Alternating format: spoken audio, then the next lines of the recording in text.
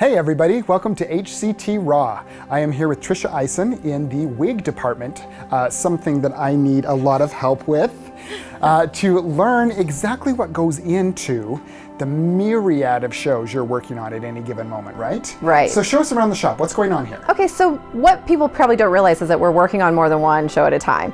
So right now, this is some stuff we're working on for The Wizard of Oz. This is going to be our Cowardly Lion.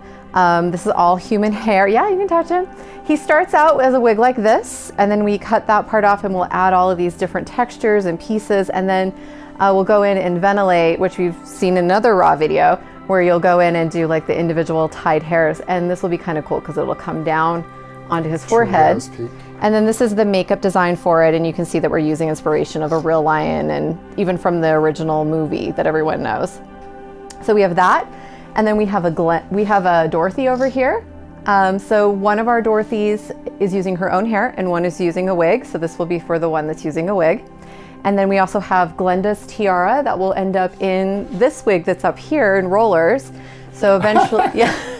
So eventually she'll get all done pretty and put that crown on top. Now what's the picture? That's the picture of what Glenda's hair will look like. Oh, cool. Mm-hmm. Or something. Or something. You know, we like to play in silhouettes opposed to specifics. When possible. So over here, what's Krista doing? So this is Krista. She's our full-time cosmetologist. So she's doing a haircut on one of our Pimpernel actors. This is Chris. Hi. And so halfway through the run of the show, we'll do haircuts for all the actors that use their own hair. So we're midway through Pimpernel, so he's in getting his haircut. Nice perk. Yeah. So then over on this side, while Krista is actually working on Wizard of Oz, we have Candace who is doing a Christmas Carol. So Christmas Carol, is this fun show that gets thrown into our season every year, just for 2 weeks. But it takes a long time to get it ready. So she's already working on that. So she's got that one going. And now, then tell us, real hair wigs all come from where? So this is actually a synthetic wig. Okay. So this came from China. Actually, most of our hair is sourced from China or India. So that's just kind of where all of the wigs come from, whether they're synthetic or human. Why? There's a few reasons why. There are people who actually grow it and sell it, and then there's some places where they have, like in some Indian cultures, they will actually cut it for religious reasons, and then the religion will sell it to wig makers. But functionally, as a wig, it's easier to work with because of what? It's a much thicker fiber. You can make wigs out of European hair, but it's a lot thinner and won't last as long. So we want something that's not going to break, and we can use for many, many shows. So Asian or Indian hair is just a lot thicker. Excellent. Yeah. So while Candace is working on Christmas Carol, I'm actually already starting on a Gentleman's Guide. You wouldn't imagine that we'd already be working on a show that doesn't start until 2019, but we are. So this is going to be one of our Phoebes for Gentleman's Guide, and this is the process of ventilating that I talked about with the lion. So we use this really fine lace mesh, and you just make tiny little knots. This is a replica of the actress's hairline, and so I'll go in with this little needle, which I can show you here.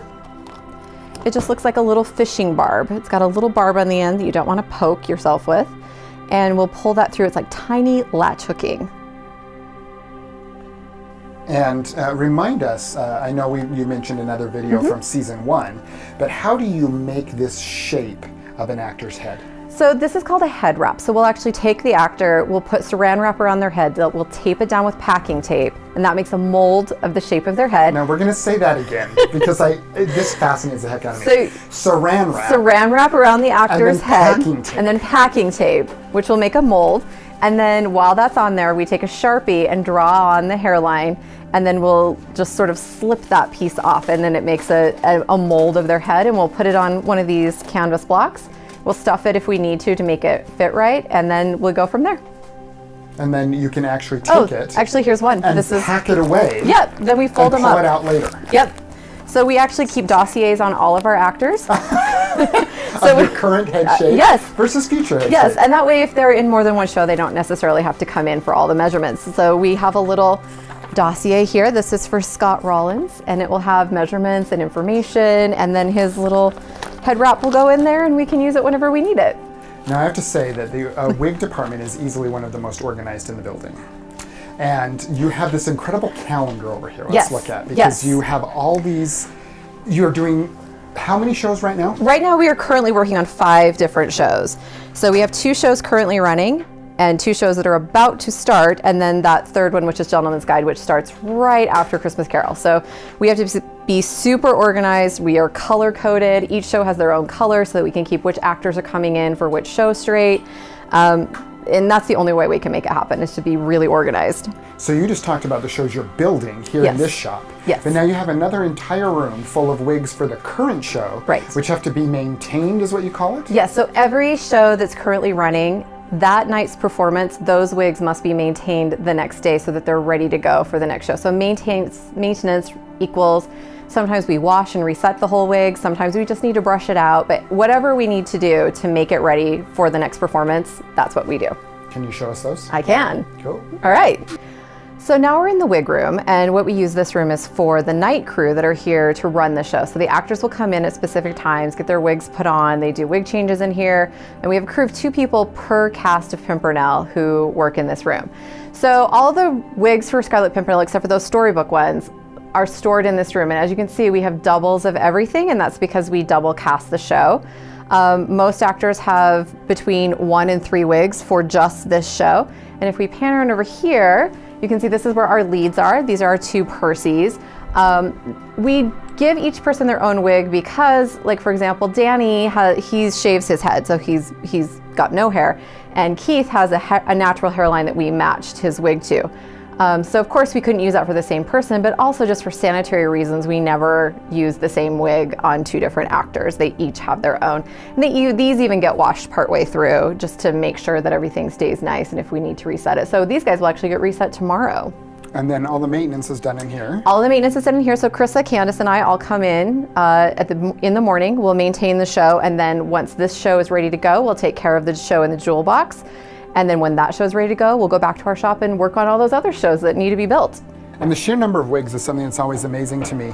So when you talked about synthetic, there's also this. The synthetic's pretty obvious usually because it has that hard front. This is actually human. Is it? It is. This is actually a human hair wig. This is. See what I know? This is why I'm being informed. All of the wigs actually come this way with this hard front. So no, this is the part that like we would. Zerchers. Yeah. So this is the part we would cut off, and then put the lace on top of. So you can put the lace on any wig, Any kind. whether it's synthetic or hair to start with. And actually something that's really interesting is the rope spear. Yeah. No, the white one at the bottom. That's our, this is actually a wig that's made out of yak hair. And the reason we would use yak for this is because white natural hair is extremely expensive. And so this is the belly hair of a yak. So it's very soft, and we can do everything we need to do with it, like curl it or anything like human hair would do.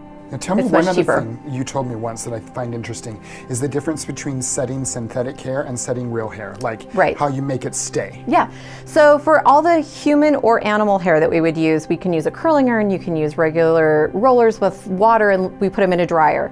For the synthetic wigs, like these ones up here, any heat will just melt them. So we roll those up, and then we use a steamer, and that locks it into place.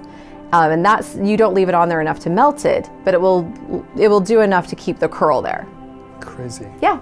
So how many wigs are in Pimpernel? There are 56 wigs in each cast. Actually 57 in one cast and 56 in the other, because we have one person using his own hair and his double is wearing a wig. Excellent. Yes. Okay, so there it is, behind the scenes, the wig department.